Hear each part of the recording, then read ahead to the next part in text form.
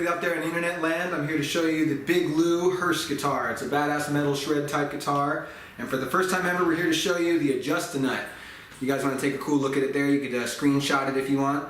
So the idea behind the Adjustanut is that most people only have the ability, actually just about all people only have the ability to adjust the height of their saddles.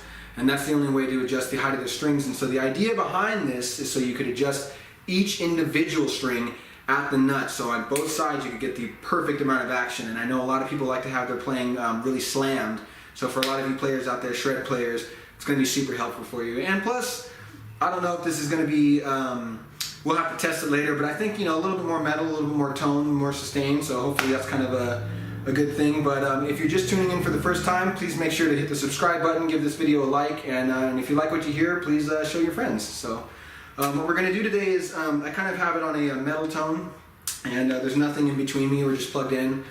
And it's going into a Kemper profiler with a 212 Legacy cab, and it's got V30s loaded in it. So we're just going to start with some kind of shred metal riffs, and then we'll change it around. And I'm just going to be playing kind of just a whole bunch of just different riffs, goofy ideas, solo stuff, and some chunky stuff. So here we go, check it out.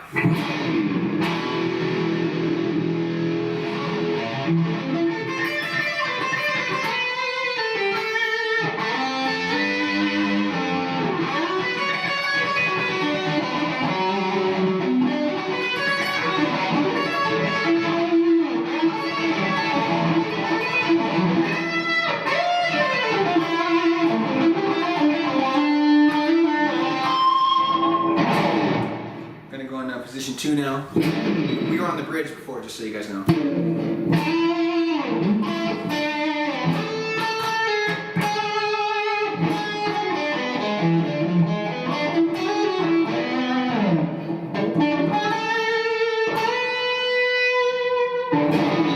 Go back to the bridge.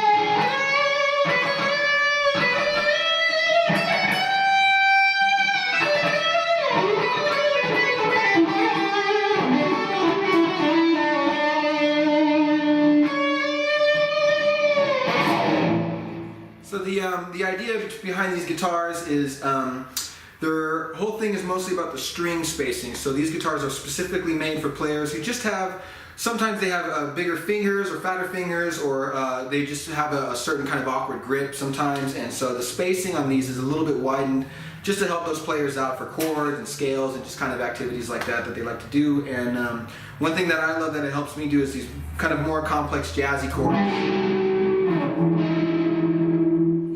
Have like a ring finger or a pinky finger hitting the other string and just kills it, and it just kind of ruins the whole thing you're going for. And especially when you're like recording or something, you can't go all the way back to the beginning because it's just so frustrating. So try to always play through it. But with a guitar like this, just for like crazier runs, or even just like I said, bigger chords and stuff like that, it's just very helpful having that extra spacing. And especially like most guitars also do a taper, so it stays that way all the way up here and all the way up here too for anything that you have to use it for, because I know a lot of jazz and blues players specifically have that problem with a lot of more modern guitars, and especially even vintage guitars sometimes have too much of a taper. But this thing just feels tight, it feels right. There's nothing really I can point out that's wrong with it. The neck joint feels great.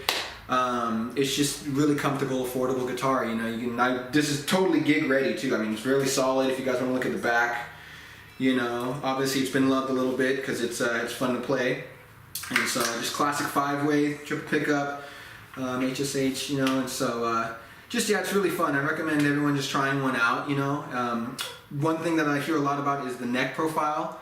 And so this one, I don't know if it's technically a thin U, but it's got a good amount of hold to it. It's not a baseball bat, it's not technically like a wizard neck, it's pretty good middleman, and it feels really comfortable. It's holding tune really well, so we're just going to keep going through the pickup positions and check out some different amp tones on it and have some fun with it. But yeah, if you like the video, give us a like, give us a subscribe, and yeah, enjoy. So we're going to go to the neck pickup now. I did the bridge pickup and then position 2. For me, that's position 2. I don't know if that's position like 4 for some of you guys, but I count from the bridge as 1 because the bridge is really kind of number 1, let's be honest. So we're going to go to the neck pickup now and just check out some shreddy, goofy solo tones. So here we go.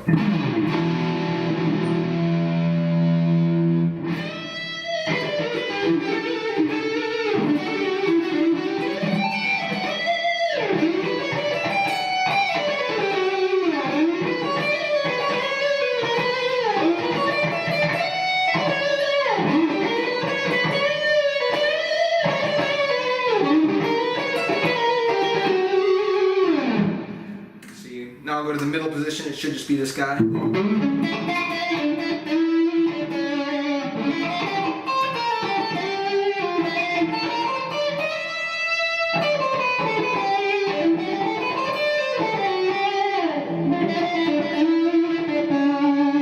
Lost that pick note for a minute.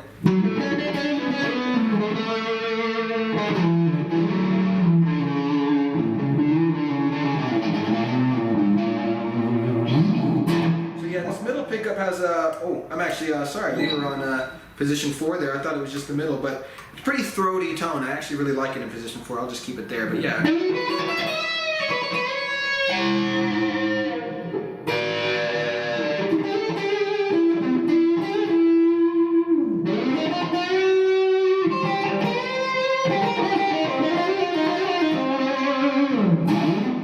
Back to the bridge position.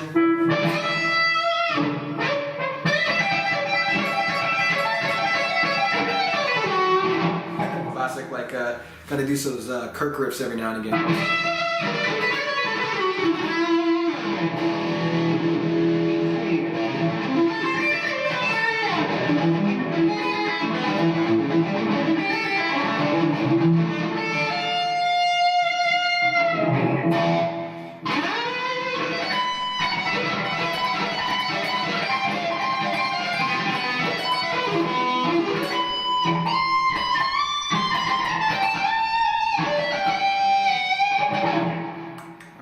See, all the way back to the neck pickup now.